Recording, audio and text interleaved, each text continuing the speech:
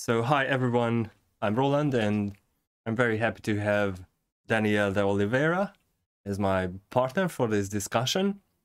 And I read one of his papers about the law and Christianity, how a new perspective on interpreting Saul's doctrine or the Apostle Paul's doctrine on the law and in general Christianity and the law. I found it very interesting and I recommend it to everyone. And let me just pass it on to Daniel. And please just introduce yourself, whatever you want people to know about you, Daniel. Welcome. Hello, everybody. Yeah, my name is Daniel. I'm from Brazil originally, but today I live in Turkey. I did my master's degree here in religious studies, in an Islamic university. So you ask, how come you're talking about the Judaism and the law in Islamic university? Yes, because my friend Muslims, they were very curious about this subject, especially because I am a Christian, believer of the law.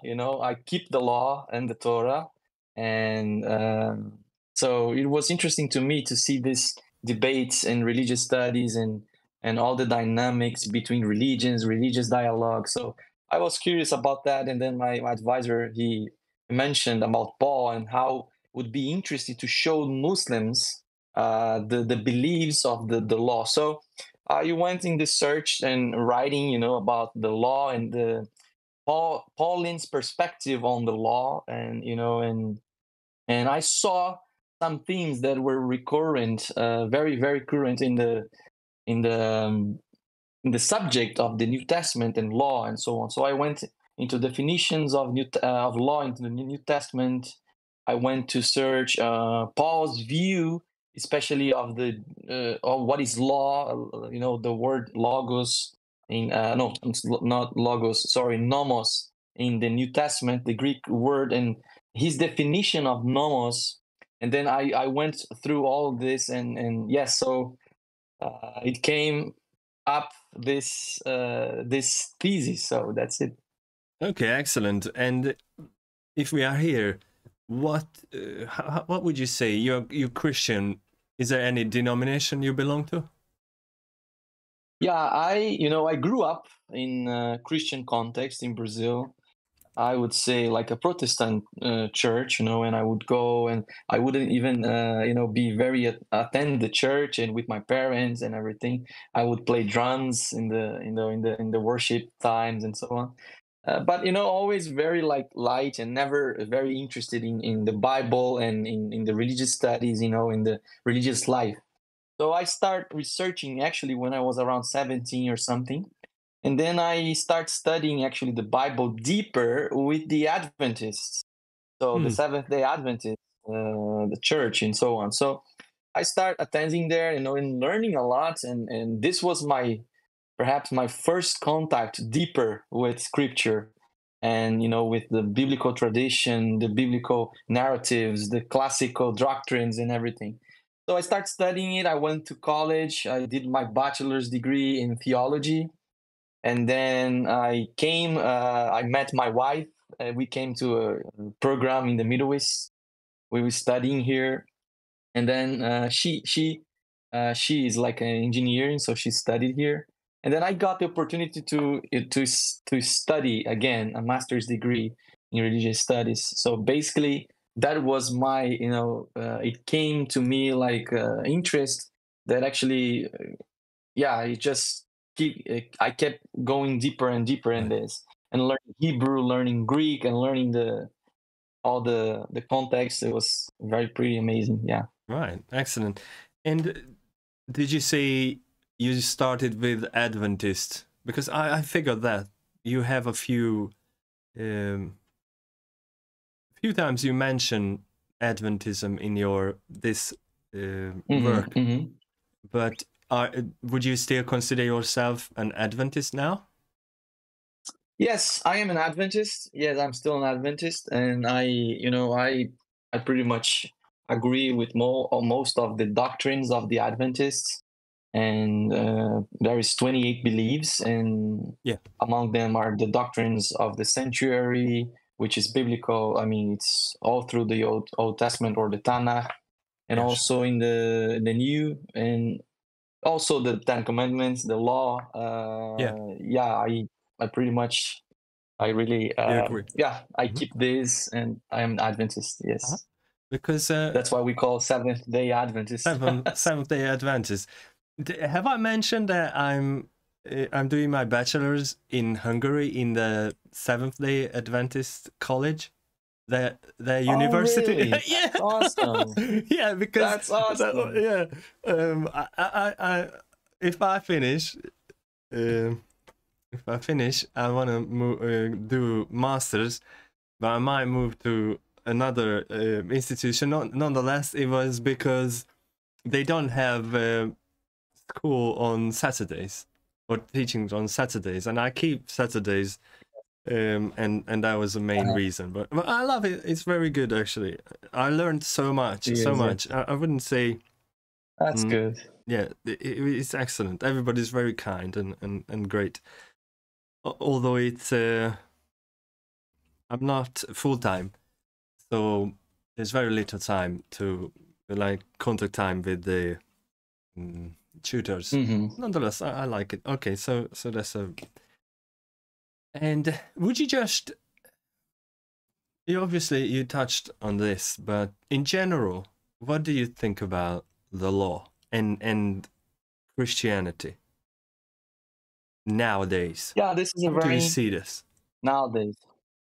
Yeah, as I came from a Christian, I mean, I am a Christian since I was born, and Adventists, they call themselves Christians, but it depends on the country. It can be more like another tradition and so on than the Christians. Some people would say that, even here when I live in Turkey. For me, Christianity today, in a whole, like I would say more into the Protestant area because I came from there. I see that there's a big gap between the main doctrines of the Protestant worldview, which is the sola scriptura. Like I've heard that so many times. Even I didn't know when I didn't know Latin and everything, the sola scriptura and so on, sola fide, all this stuff. And the Reformed tradition, Luther, and also the New Reformation and so on. Like I've seen all of this, the big tradition that is coming after the Reformation and everything. I've experienced that, and I see that today, especially in Brazil, there is a big distance between whatever Luther or Calvin or others, champions of the Reformation said, and what is actually happening.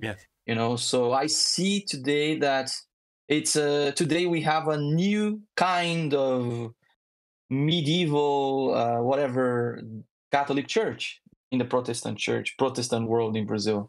That's why I see that there's a big gap in I mean, phenomenology speaking, I say. But if you go to the theory, if you go to the doctrines or their systematic theologies, they look all the same. But actually, there's a big gap in there. So that's why when come to the subject of law, I was intrigued because law means many things to different people, especially in the Protestant worldview.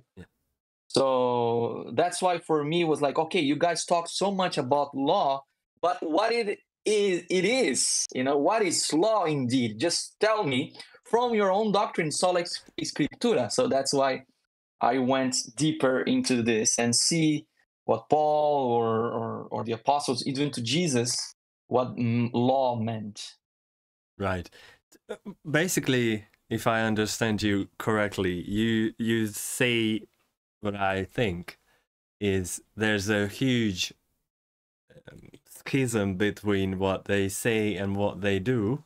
That's the first thing. And the other thing is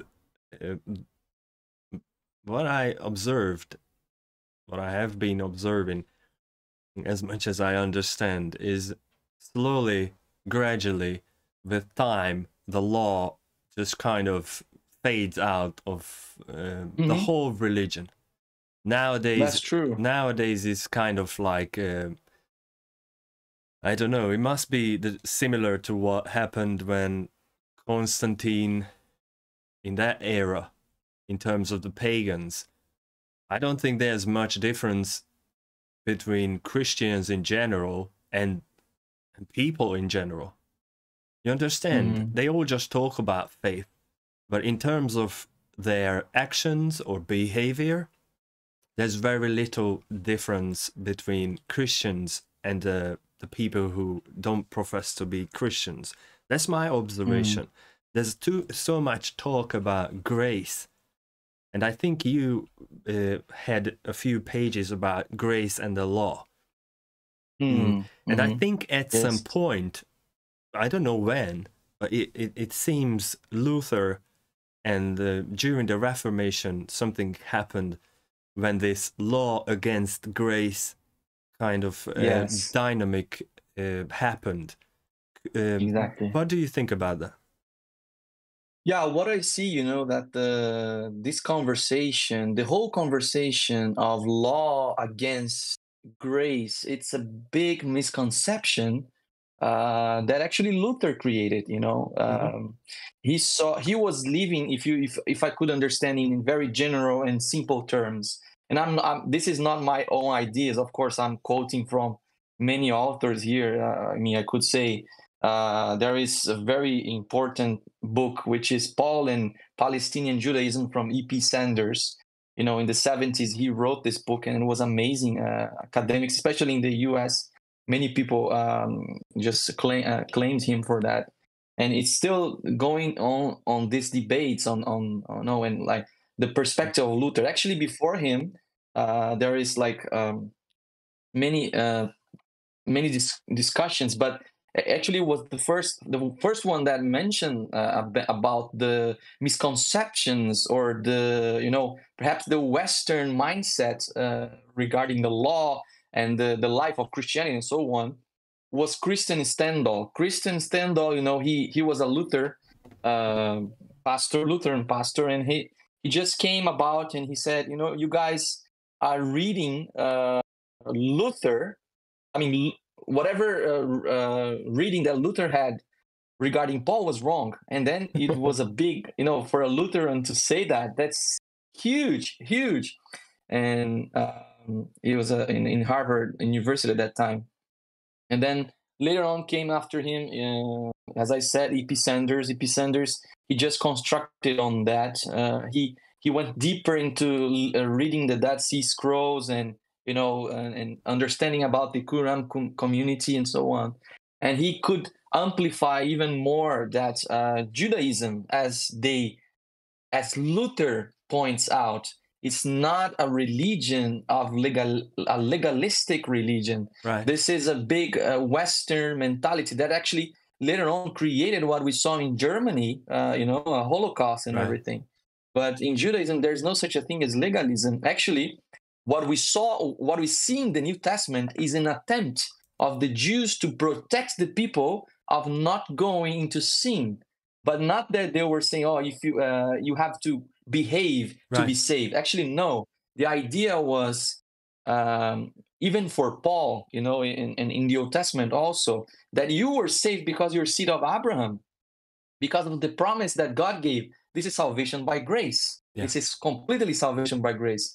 And the Jews knew that we are the elect race. We are the elect people.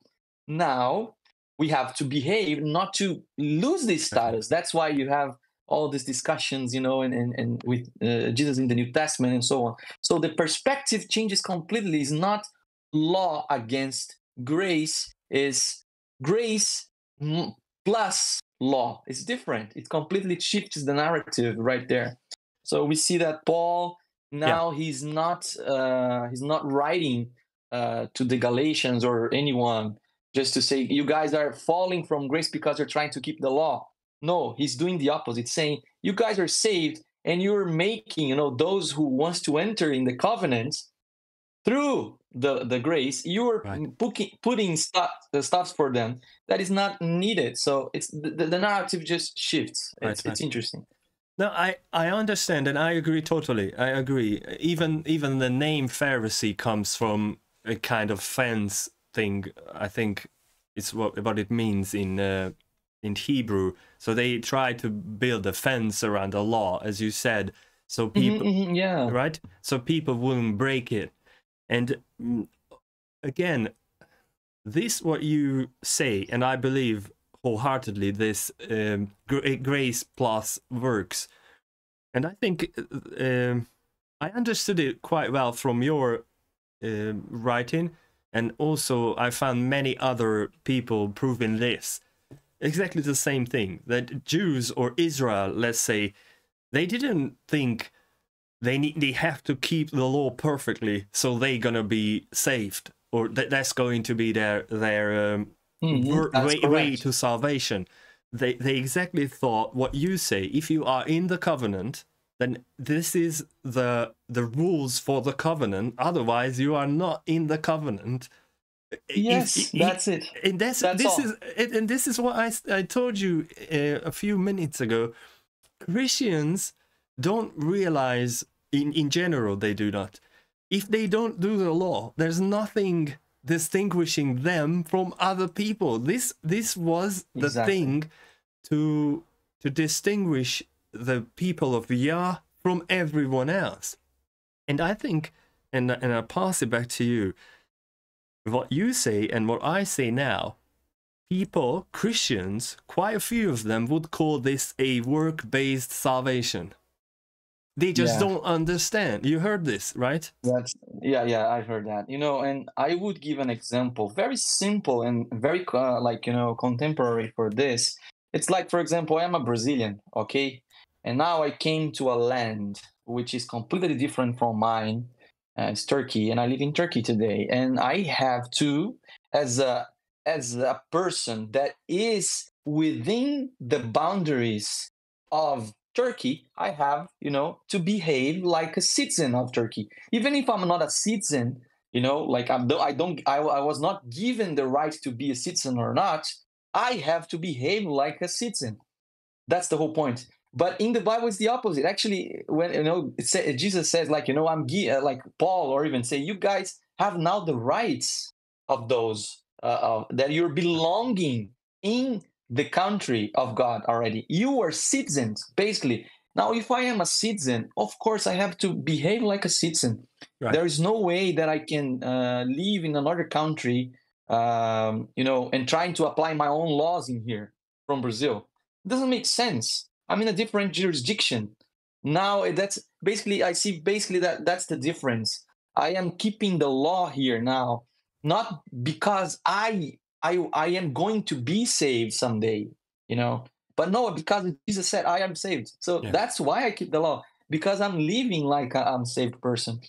This, I see very clearly where in the Ten Commandments chapter in Exodus 20, if you open there, in the first line, God says to the people of Israel, it says, I am your God who saved you from the land of Egypt. It's like, it's paid, it's grace, salvation by grace. Exactly. And then he comes, now, therefore, there shall not be gods, before you. So now he start giving the law, he start giving the law to the people after the act of salvation. So it means they are belonging already to the covenant.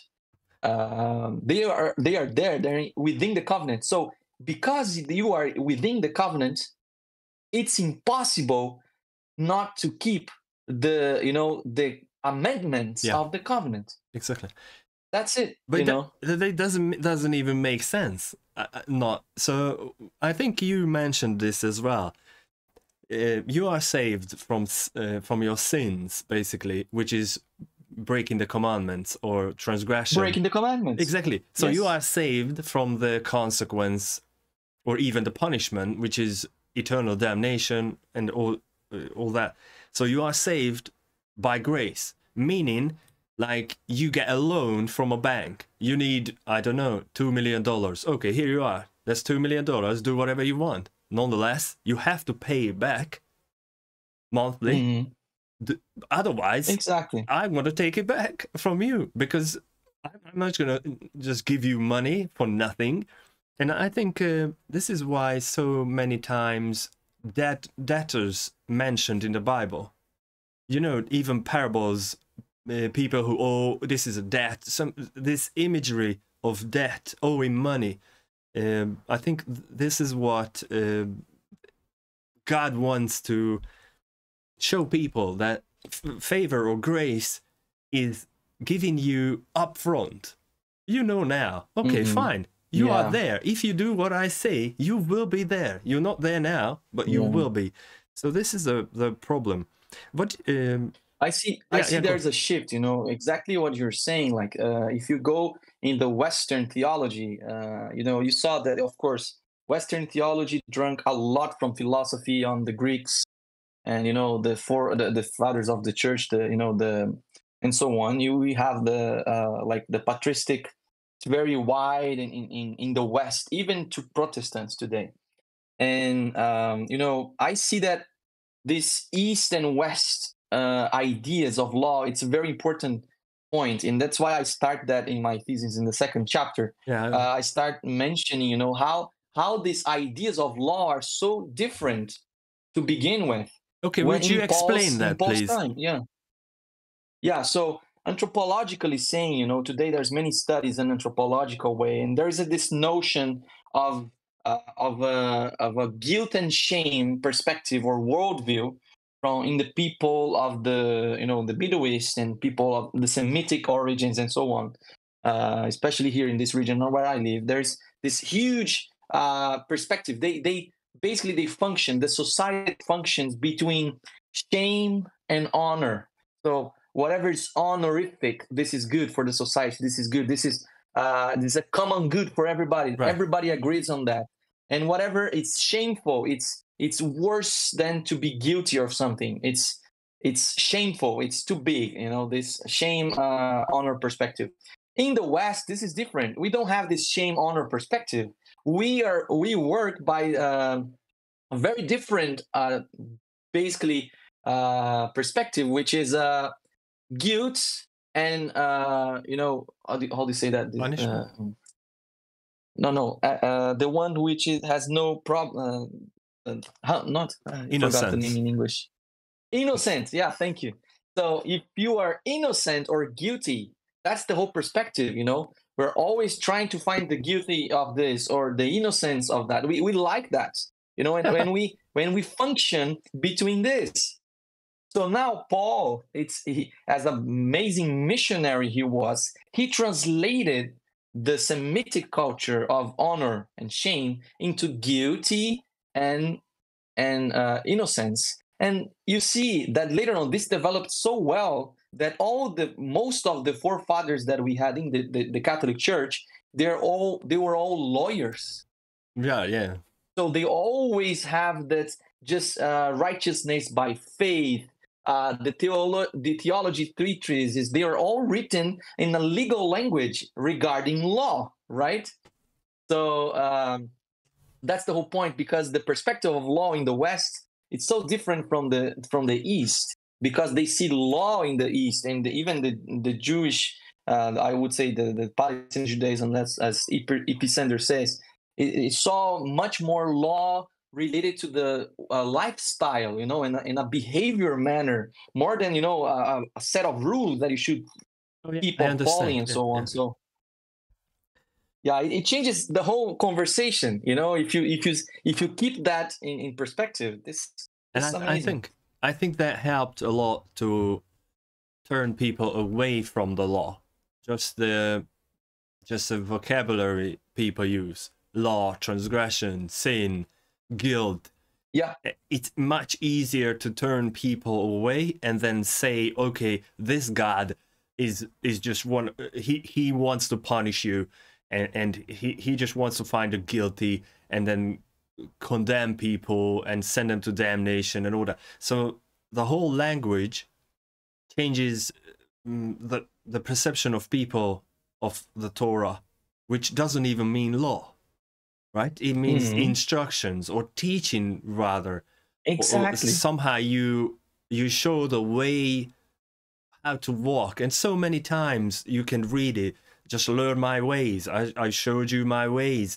walk in my ways. You know, much, That's it. And I think it's the adversary or Satan who manipulates language for his advantage to turn people away.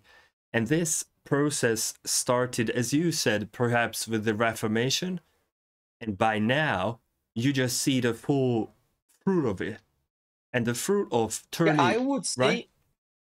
I would say that actually started even before the Reformation. Sorry, yeah, of course. I would say that, you know, it started right there with Augustine when he just compartmentalized. You know, he make it self, the quest of the self.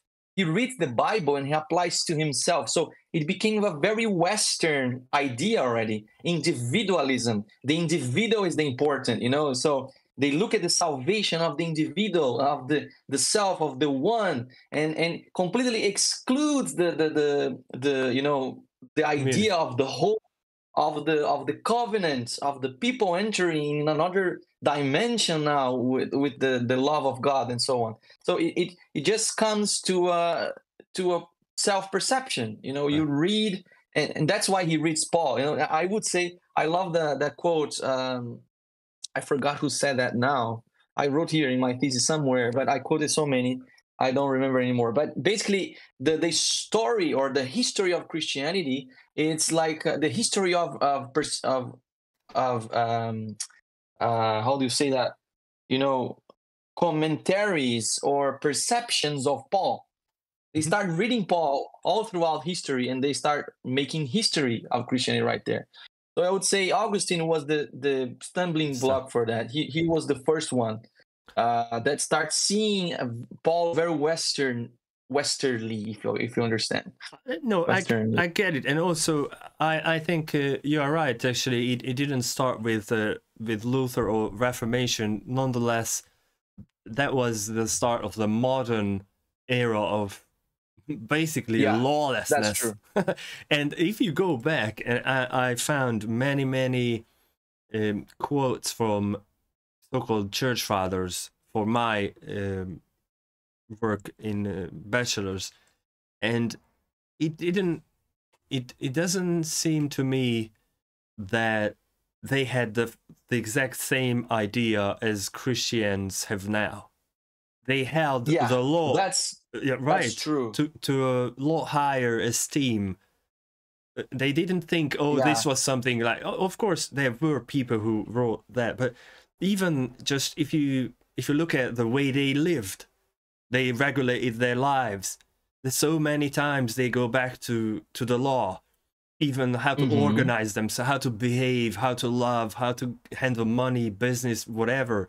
So everything. They would always talk about, you know, the virtues of the law. Like if you put virtue of the law and just make a quick search in the patristic, you will see hundreds of virtues of the law. So what is the law these guys are talking about 1,700 years ago? You know, like what is this law? Like I think the writings of Paul contributed a lot to this diversion from the law, and I don't blame Paul at all, because I believe this is intentional from the part of God to filter out people who do not love the truth, because they just gonna take the easier path. They're gonna say, oh yeah, the law is abolished, so goodbye. And this is intention. This is his intention, to make it difficult to understand. So we need to search it, and we need to go to him to show us, what do you mean? Do you mean for 4,000 years everybody was killed and destroyed if they didn't obey this law, and now we can just forget it and live the way we want and just say, oh yeah, I believe in you? So this is a little bit silly, I think. This the whole conception of abolishment of the law, I think I exhaust perhaps in my thesis on this, you know, like this abolishment of the law. It's a huge misconception. You know, like we believe there is sin today. If there is sin today, it's in the Bible, sola scripturally talking. sin is the break of the law. Yeah, Well, right. if there's no law, there's no sin, my friend. If there's no sin, why Jesus had to come here? You know, why Jesus had to die? And if there is no death of Jesus, there is no grace. So what we are talking about? What is the whole thing? If there is no law, it's the building block for all the other understandings of Christianity. So if there's no law, there's no sin. There is no sin. There is no grace. There is no grace. What we are talking about, basically, Right, and that's so simple. and it appears that the Torah is much more than just a set of rules for the community. If you take that out of, just imagine a world without thou shalt not kill, thou shalt not commit adultery, thou shalt not steal. Yeah. If you take that out and you say, okay, it's free for all, that there couldn't be life on this. Yeah, you know, planet. and something that calls my attention, especially that if you ask any Protestant, that's I see the gap right there. If you call any Protestant people, and then you say, well, okay, the law was abolished, and then I read thou shalt not kill commandments, and say, oh, is it Oh yeah. still? Of course, yeah, they would say yes, this is still in currently. But I see from the 10 commandments, the fourth commandment is the problem. So Why do you think that it's is? not. You know, I think that's very, very interesting. Perhaps even eschatologically speaking, there is a meaning on that. It's impossible. No, I live in a Muslim country, which is technically should be keeping the Friday as the day of worship, right? But if you ask which day is today, today is Sunday, and which day the shops and everything is not working, yeah, it's especially Sunday. They don't work on Sundays. So I would say, why? How come that is happening? Why this is happening? The whole world, it rests on Sunday. Who put this law? Who created that? And then I see very clear throughout history the attempts of the papacy to change the laws of God, and especially this law, the fourth law of the Sabbath. I see, you know, in Daniel also what the friends there did, not to Right. bow down in images Exactly. and so on. And perhaps today the Protestants, they are seeing the importance of not bowing down to images and worshiping images. But I ask them, you know, more importantly perhaps, or equally important, I would say, than the image worshiping is the Sabbath day, is the Saturday, is the seventh day of the week. It's not any day. Sabbath is not a day that I choose. Right. It's the seventh day of the week, and everybody knows when the first day comes, but nobody knows when the seventh is. Of course. So that's why I see a big gap, you know, in the concept of keeping the law, and how important, eschatologically speaking, it is for the church to understand that. When Jesus says, you know, I'm living in a Muslim country, and Jesus himself, he says, I am the Lord of the Sabbath. You know, when he says that, what the people around him would think about him? Well, Christians What think he's talking about? Christians think, oh, he's the Lord of the Sabbath, so every day is Sabbath now, so you can do whatever you want. So every day Sabbath now, right? So, but I see very clearly connection. I am the Lord of the Sabbath and the Creator of the Sabbath. You know, who can? I see a deep connection right there. So, how come people cannot see that? So that's for me, you know, in my thesis, I was blown away when I saw that. Listen, I think the dividing line between people who make it and who do not is the love of truth, because Paul wrote this about the love of truth. I think is Thessalonians, 2 Thessalonians. I try to find this. Yeah. Hang on for a second. I think he said that. Just a second. Oh yeah, and about the Antichrist and all that.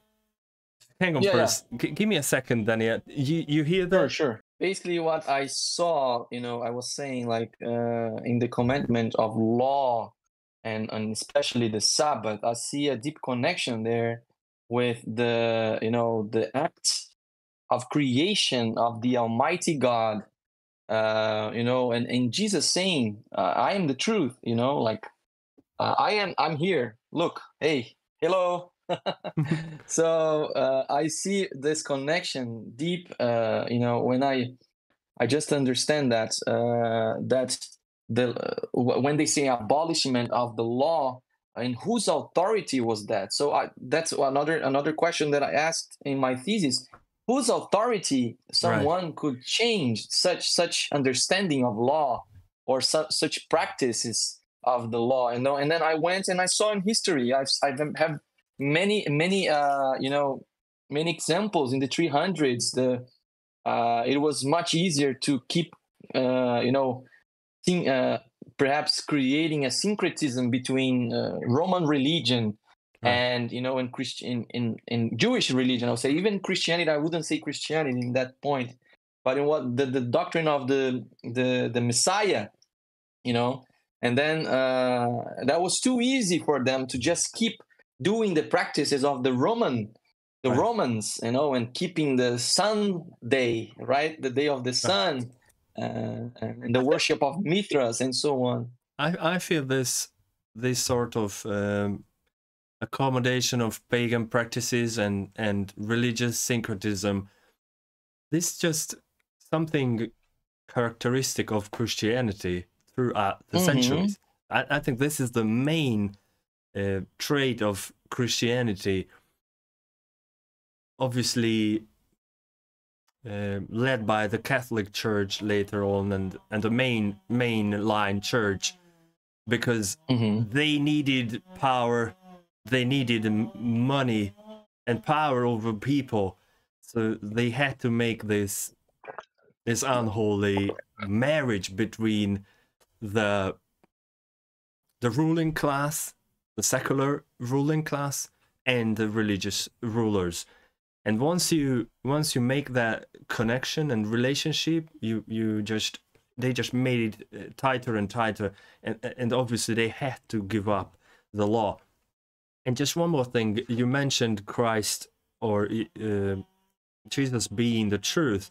This was the passage which says, "And with all deceivableness," this is Thessalonians second letter, chapter 2, verse 10.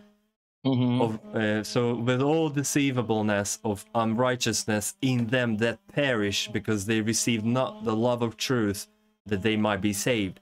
So there's a key thing to receive the love of truth, because that will drive you forward to find out what God really wants, and not what other people say or what I want him to want, but what he really wants. And if you love the truth, then you will always just gravitate back to his instructions, which is the Torah. Yeah. So that's indeed. What do you think? Do you see this? This is not particular about your paper, but what do you think about Muslims? Because I lived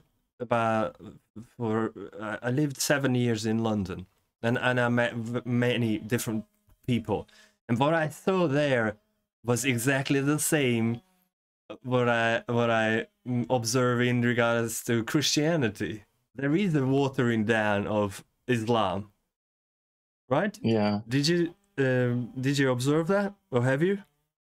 Yeah, I see here, especially, I don't know, it was interesting experience to me, because I got in contact with many Muslims, and I have many Muslim friends in here, and I see that's a huge, especially where I am, I'm in Turkey, right? So there is a huge ignorance regarding the scriptures, in a general sense, like, so there's a huge ignorance. They really don't.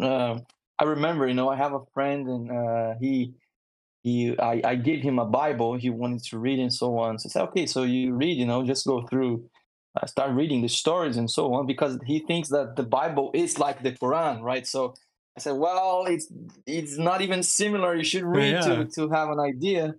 So I gave him, and he started reading, in Genesis, he saw the story of Abraham, and all Joseph and everything.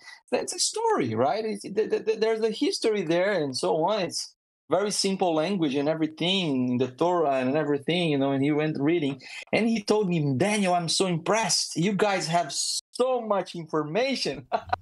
And I was like, well, dude, you know, that's true. You know, I wish all the Muslims, you know, just would break this, I don't know, this misconception, this prejudice against the Bible itself, and they would read. You know, it's a book that they should read. Right. I read the Quran many times. I have the Quran right here, and I read it in many versions. You know, I read that, and I have all marked. This is the Quran in an English translation too. So I think, you know, it's important to, you know, for people to read the sacred books, right? From I would say even sacred books, but the books of the traditions, the big traditions. Read the Tanakh, read the, you know, the Midrash, read the, you know, the Talmud. This is our stuff that is sitting there for a long time in history. And if you don't know the classic books of the traditions, you basically you're talking nonsense. So I see that, you know, it's a huge ignorance in a Muslim world as a general, whatever is, you know, regarding religion of Judaism or regarding Christianity especially. And yeah, many things I would agree with them regarding, you know, especially the Catholic tradition, the Western mindset, and as I'm saying, the Roman Church, what they grabbed from the Roman religion, right? And what the Christians would say as the idolaters, or the, you know, anyways, as they say here in Turkey, the gavurs, you know, the gavur religion, which is the kufar and so on. So anyways, I think it would be much less problematic if they read. There's a huge misconception, and that's all. That's what I would say. Right. So there are many people, I think, during history and even nowadays, who categorize the Torah. You know, the ceremonial law and all that. Oh yeah. When do you think that started, and what is your take on that? Ceremonial, you know, this is something it's a little bit, for me, even when I was researching, it was hard to put a scope on that, because this started much, like, you know, before even Christianity. There was like certain categorizations. Whatever, Sears opened. So I see that there's you know, it's a very hard topic for just trying to scope the classification of law. It's a daunting task, because if you go back in the Jesus days, they already classifying laws, you know, and whatever, dividing into things in there and here. So what I see that perhaps in Paul's mind, it's more, I mean, I'm talking about Paul now, you know, like what Paul sees as law, it varies in different topics. He used the word nomos for law, and I see this as the Torah, not only as the Ten Commandments, when he using the word nomos. Oh yeah, of course. So, and then I also see what is called the works of the nomos. So ergatunemu in Greek. So this expression is hugely debated among scholars. You know, Hans, what is his name? Hans, well, anyways, I don't have the whole names in my mind, but, you know, we have huge, there's so many scholars, and Pauline tradition is huge. You can imagine that. It's 2,000 years of Paul commenting and so on. But basically, we have there, for me, big names. It was James Dunn. You know, James Dunn, he talks a lot about this works of law. And I have a personal friend. It's a Greek theologian that lives today in Cyprus. His name is Kim Papaioannou. Oh yeah, you he was a professor. cite him quite often. Yeah, I cited him. He has an amazing job. He's made an amazing work, which is Israel, Covenant, and Law. This book basically gave me the whole idea, you know, of writing this topic and so on, going for this.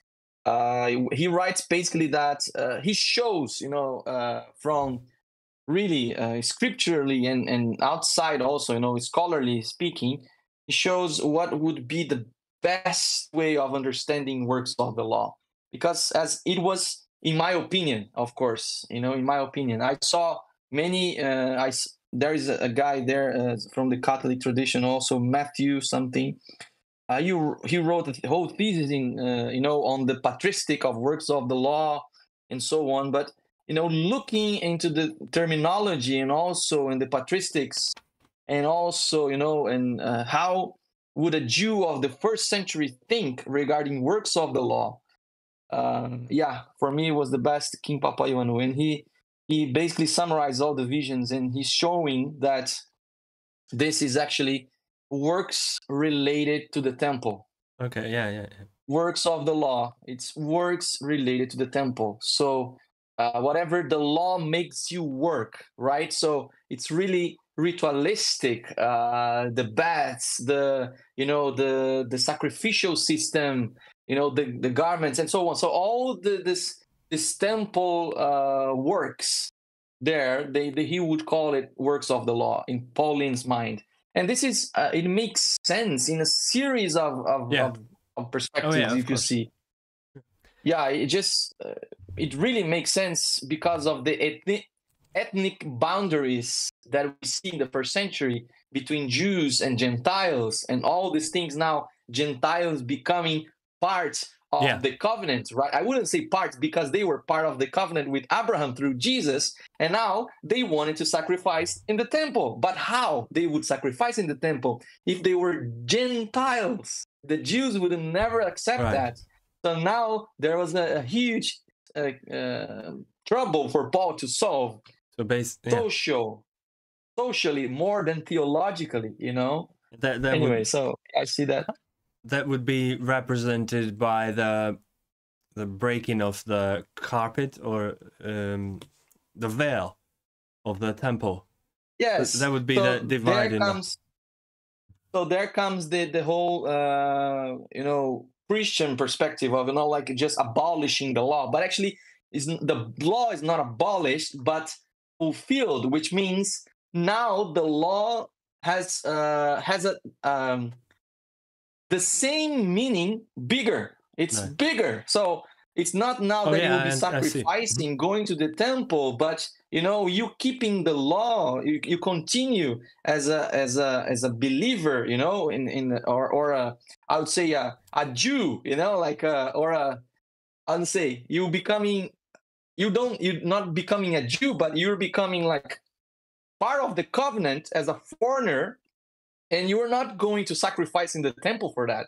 You don't need, you know? Right. Yeah. So the whole thing of works of the law, it's connected to that. And actually, it makes much more sense in the first century. Even now you say this, even belief or faith or emunah or pistis, whatever, even that makes more sense in this system, because as long as you don't even need to sacrifice now. And you realize your sin, and you just say, "Okay, sorry," and I move on, and that gives a much bigger emphasis to belief, because before you had to take the animal and you saw the whole thing, but now you don't see it. Now you just think of the sacrifice of HaMashiach, and then you believe that, and you repent.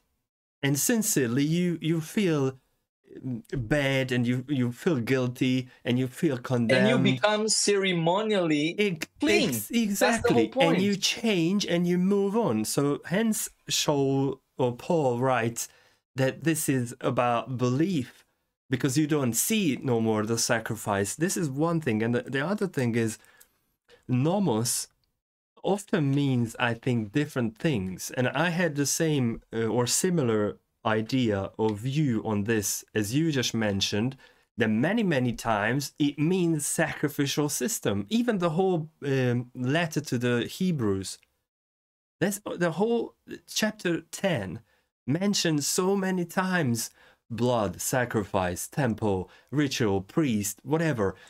And you cannot say, oh, this is about abolishing the law. No, this is about abolishing ritual sacrifice and temple work. And that is the work of the law, what you do there, I believe. Yeah, that's it. So that's why the complication with Luther also, because he sees everything, all the laws, keeping the Sabbath, behaving or whatever, as works of the law. And that's a huge misconception, because in the Jewish mindset, he's not seeing keeping of the Ten Commandments as works of the law, but he's seeing the ritualistic purification, the rites as part of the of becoming a part of the covenant and so on. So that, or not even losing your status in the covenant.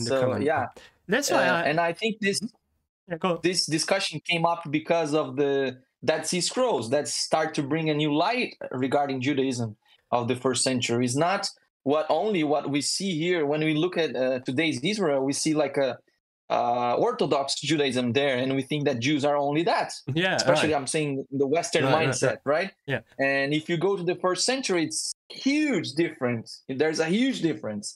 Anyways, that's. No, that's fine. I get it. In terms of the Qumran, and I think there, at least I can see. I've been following this in the last maybe 12 years, so not before, but now. But even those 12 years, I've observed a definite resurgence of keeping Torah and giving back the esteem to the law what it really deserves. There is a shift, I think. I think the truth is coming out, not only regarding the Torah and our need to adhere to that, but also I believe in regards to the Trinity and the nature of incarnation. So I think this is truly a time when the truth will prevail. I'm not saying today or because of us, but I'm saying because of millions of people now have the information, right? Yeah, which they didn't have before the internet. But now you have. You just go online, you listen to 3 podcasts, 6 hours, and you can change your life. And you can learn more. In 4 minutes, you can have all information you need for, for changing your mindset. So, and I believe this change is happening. Nonetheless, I wanted to ask you about so work of the law. I think I understand now, but I read something about in regards to the Shabbat or Sabbath. I think we agree that's important, and that's still. What do you think about the rest of the festivals, the biblical festivals? Yeah, what is your take on that? I see. That's for me. It's a current work for me. Also, it's a current study, perhaps, on the festivals and everything. And I see. I see the festivals, to me especially, they're very important. I see all the festivals as eschatologically speaking, very, very meaningful, full of meanings regarding this, the life of salvation. I see that in the whole Torah, in the whole Tanakh, in the whole Bible. I see one aspect that God wants to share with mankind, and this is salvation. Is to put them, is to make them more probably heirs of the covenant, right? Is to make them to live within the boundaries of God's kingdom. Right. So it's God's kingdom bringing, and of course there is different language. There's the salvation language. There is the covenant language. There's many ideas on that and theologies regarding this, but I see that all the same. And I see that the festivals, especially, they have big impact on perhaps like just moving the meanings throughout history all together. For example, today is the as they call the, you know, the, how they call it in English? I don't forget it. I forgot it. I don't know. In the Catholic tradition, is the Palm Sunday, they call. Oh yeah, Palm yeah, Sunday, yeah, right? Palm Sunday. Is the day that Jesus rose from the dead, and so on. And we have some different ideas. Perhaps it's more likely, you know, later on the month and so on. But I see that here there is a big, huge difference also between what the Catholics or the Catholic tradition put as festivals to the Western mentality, and also what is the biblical. Yeah. I don't see that. I don't see that as a huge thing, especially for me personally. You know, for me to apply them and to do, because it's not something that I would do. Like I don't have power to change a nation and Right. change their ways of resting. I rest in these days because biblically speaking, they're. Oh, you like, mean you follow the yeah. I try to rest on them. You know, I try to keep them as my Sabbaths, like Easter, you constantly. mean? Okay. Yeah, but like what I was wondering was about the biblical feast. You know, Leviticus 23 lists them, because I had a few conversations with my teachers and tutors and all them in regards to this, because what I tried to highlight was, you as Adventists say the Sabbath is important. However, in that same chapter, when he lists all the other high days, they are not important. And I see there some sort of logical conflict. Logical problem. No? I would agree. So I would agree, yes. So why do you think why do you think that is? Yeah, I think you know, again the way that and he enters now in the way of celebrating it. You know, the way of celebrating is also perhaps now we enter in again another tradition, right? So the point is, I think I see the sacredness of the thing, and I mean the Sabbath is not even it's not this how can I say, it's not even questionable, doubtful. You know, it's not questionable at all. Like the Sabbath is not even questionable. It's throughout the Bible and everywhere. And the feast also, the importance of that through the history of the prophets, showing something, it's amazing. So in my concept today, the feasts, they are telling me a bigger story. Again, they're not only important by themselves, you know, because they are the feast, so you should do that. I see that this is huge. It's much huger. I mean, much bigger than the little point of not doing anything or whatever, or resting that day as a Sabbath and so on.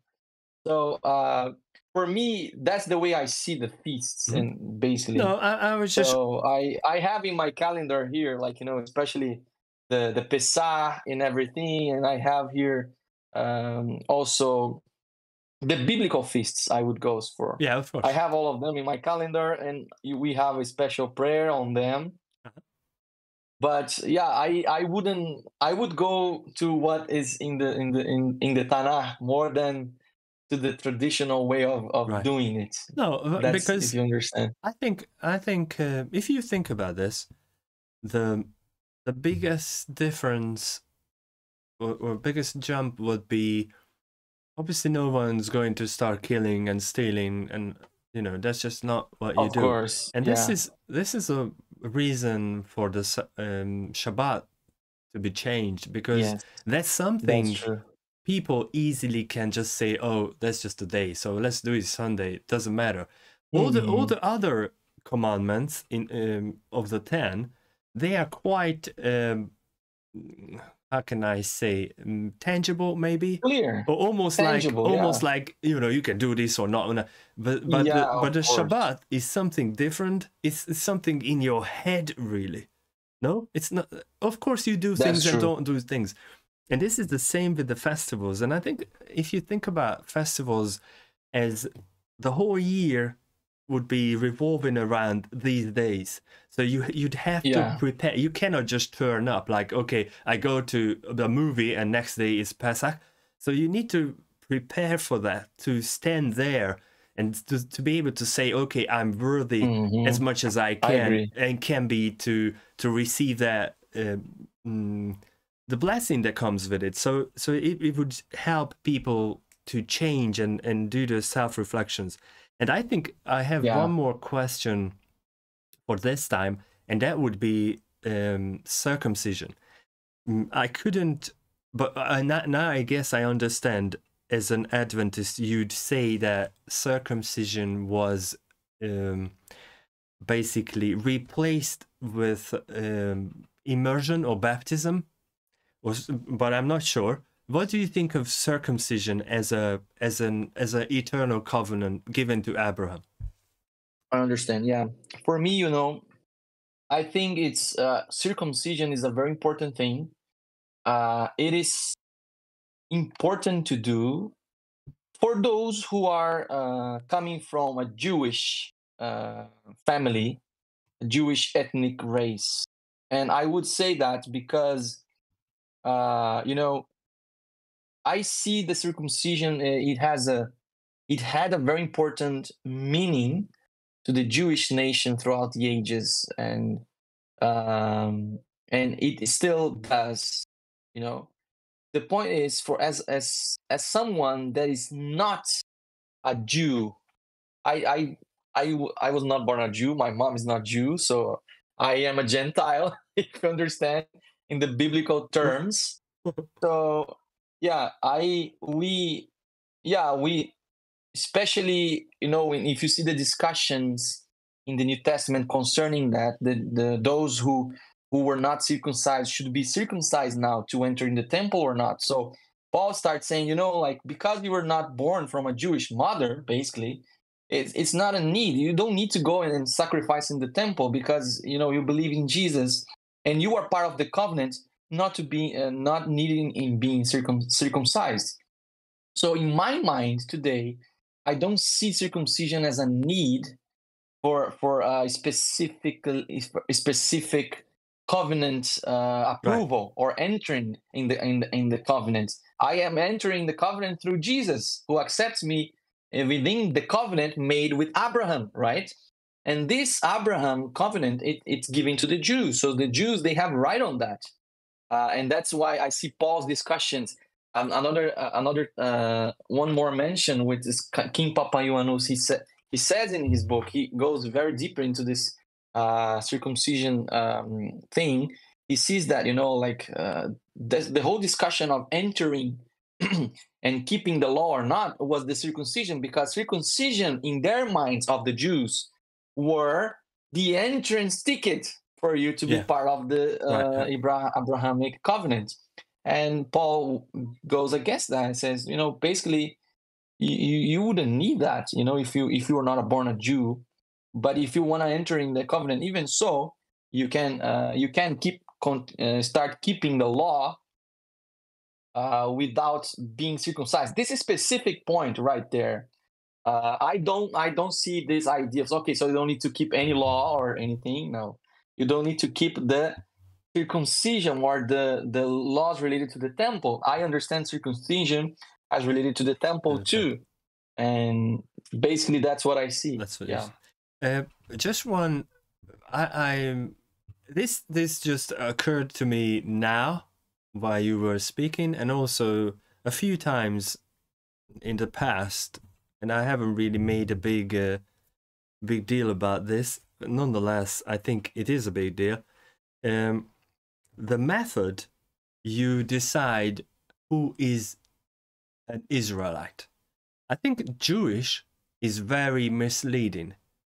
Even just the term is misleading. That's true. So it's very misleading. Let's just accept I don't, but let's just accept that the people in Israel now are Israelites, biblical Israelites. I don't think so, but let's just take it that. Which tribe are they from? Okay, so how could they prove that they are the biblical Israelites, as there is absolutely no method of proving that any one of those people related to Abraham, because there's just no way. You know, there's just too much time has passed. Yeah. They can say, oh, my mother was a Jew. Okay, fine. But Bible doesn't even care about the mother, never. It always on the patrilinear. So Abraham, Jacob, Isaac, David, Solomon. So mother doesn't even count. If you see even in the line of Jesus, you know, there are many people that weren't even none of Israelites. Women don't even count in the lineage. So that's number one. So that you don't even know now. But the other thing is, how would you know if you weren't Jew or I wasn't a Jew? Even if, say, my mother is not a Jew, there's no way of checking. So just saying, if I just say, oh, I'm not a Jew, therefore I don't need to circumcise, how can you prove that you're not a Jew? You understand? I think this is quite misleading to associate the biblical Israelites with those people, because everybody thinks, okay, they are Jewish, so the law is for them. No, we cannot prove who Jew and who is not. No matter. Today, you understand the dilemma? In this setting, in this setting today, you know, where you don't have really a clear ethnic understanding of things, it's very misleading. I would agree, because you know, countries were actually measured before by your ethnicity and not by the land you're by. This landmarks of borders are so recent. We don't in Jesus' time didn't happen. You could live very well in China and be a Jew, you know, like or be an Israelite. Jew comes from the Judah, right? Those who live in Judah. The same thing for Arabs. Arabs, they're called Arabs not because there's a race, ethnic boundary saying that they're. There's the area. It's the Arabic, you know, the Arabia right there. So I think that's the whole practice. They should be. I would say that, you know, what I mean by Jew is those who are acquainted with the tradition, the Judaism, Jewish tradition, and so on. And that's why, for me, as an Adventist today, it wouldn't make much sense to practice the Jewish traditions regarding the law, you know. But I see the law as important. I practice the law but even as then, much as I can. Can you see yourself now making a distinction within the law in your head? You say there are some things in the law for Jews, nonetheless we don't know who they are, and there are some things for everyone. So I think even subconsciously we all infected by these ideas of Christian tradition. This could be true. This could be true. I cannot negate the whole thing. You know, you're saying I have to go deeper into that. No problem. You know, no problem. I am in a journey, and I'm of course, no. I don't want to talk always going through. Into but we have that. You know, especially in Adventism, we are very open throughout the whole world. There's many kind of Adventist perspectives regarding this. And I know, yeah. I mean, I have a very good professors there today. They're in Israel, and they practice. They do many things that the Jews there do. You know, so I mean, I'm very distant from that, but that's interesting the way they do that. Well, I think I see that the importance is cathologically, you know, because I see something growing today, an anti-Semitism. I don't agree with this term neither, but to sociologically speaking, this is a term. I agree, actually. I agree. I don't agree because, you know, what is Semite today? Oh yeah, that's what I say. Today? You know, it's ridiculous. So who is Semite today? So the term I don't agree with, but sociologically speaking, you know, in the social sphere, I would say It's an important thing. And I see this anti-Semitism growing. I would say the hate against Judaism and against the Jewish practice and everything on the name of Israel, right? Because they call themselves the Jews, right? So I see that for me, it's kind of eschatologically even. I see this hate everywhere. It's amazing. There's must to be something there, regarding this hate and so on. I have Yeah, this. I have a theory about that. Yeah. Yeah, I do. Anyways, I mean, I would say that this is, when I read the Bible, I see a very, I don't only see that a very opaque, old bunch of writings. No, I read this in a very updated way. I see that what is happening today, what is in there, and all the circumstances, all the big, I would say, the great controversy that happens, in the background of the Bible is still going on, and I see, how much the Jewish people was hated throughout the ages. I mean, I was reading a paper on the 1490s in Europe. They were just. It is amazing. It's insane, the hate that the Jews saw throughout the ages. So for me, this is somehow attractive. Why this is happening?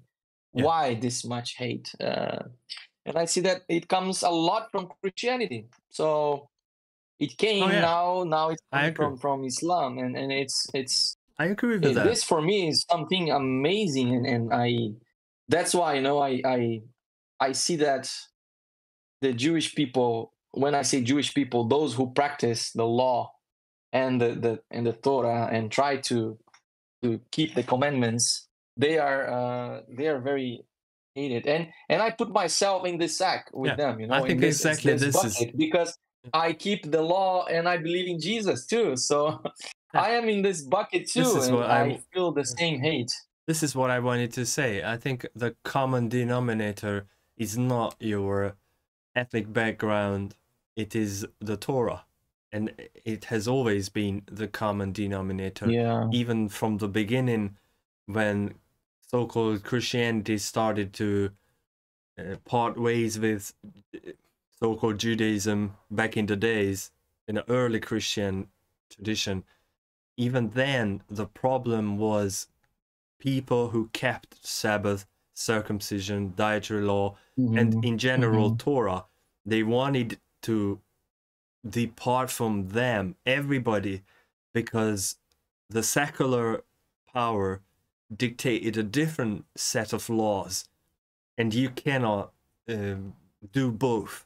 So you had to compromise, and this is the common denominator, and that's why people, and this, I don't think anti-Semitism is a correct word, because for many reasons, but nonetheless, the name Israel, Jew, Torah, law, the hate is against this, not the people.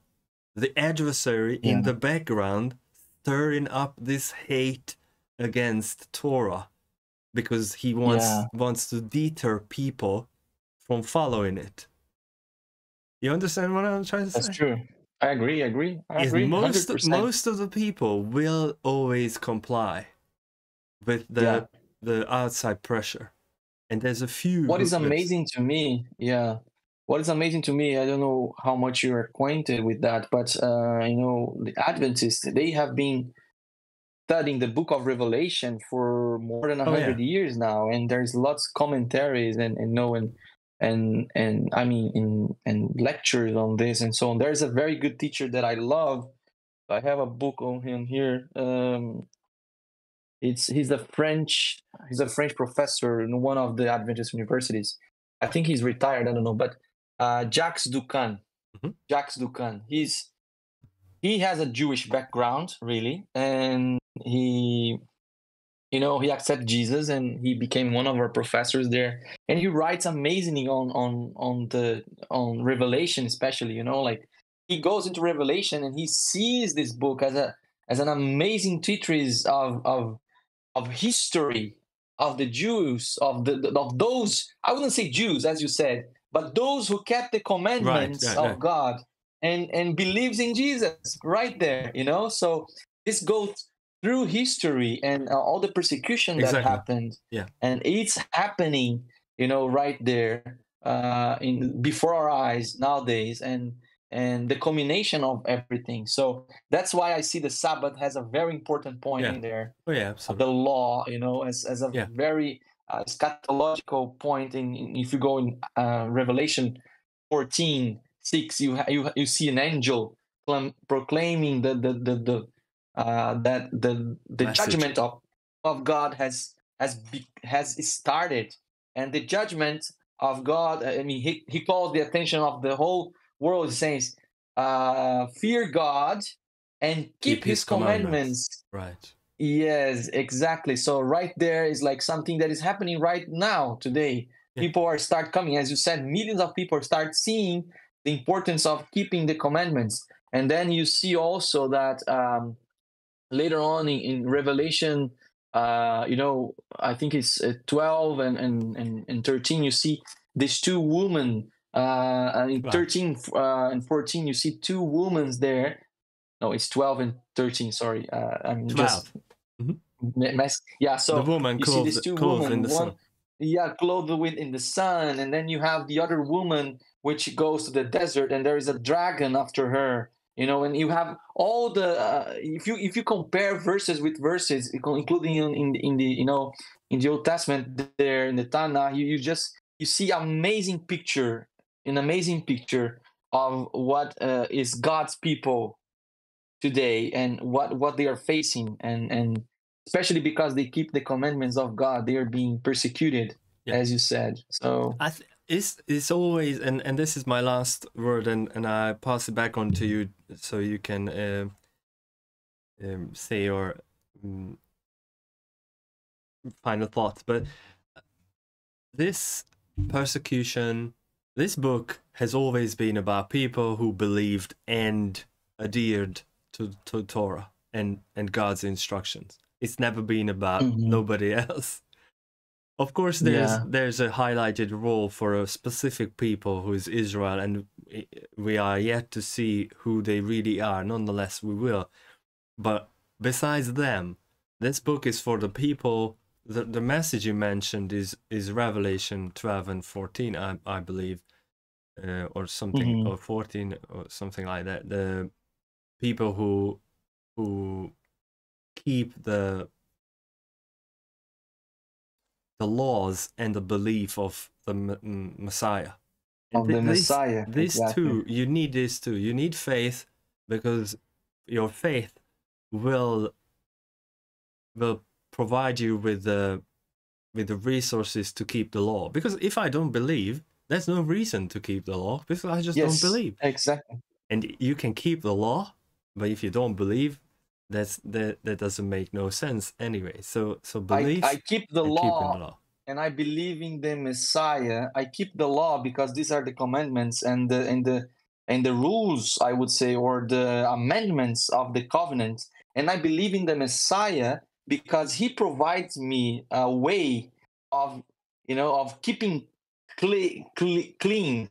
Yeah, keep myself clean for continue to keep and to stay within the covenant. He is the way that keeps me within the covenant, despite of doing it or not. But for me, I need him to allow me to enter in the covenant, and I need the law now to continue within the covenant. I think this is a very important message, not just your paper, but also in general for people to understand. This is, if they could understand this, there might be change in terms of how generally believers approach Torah and law.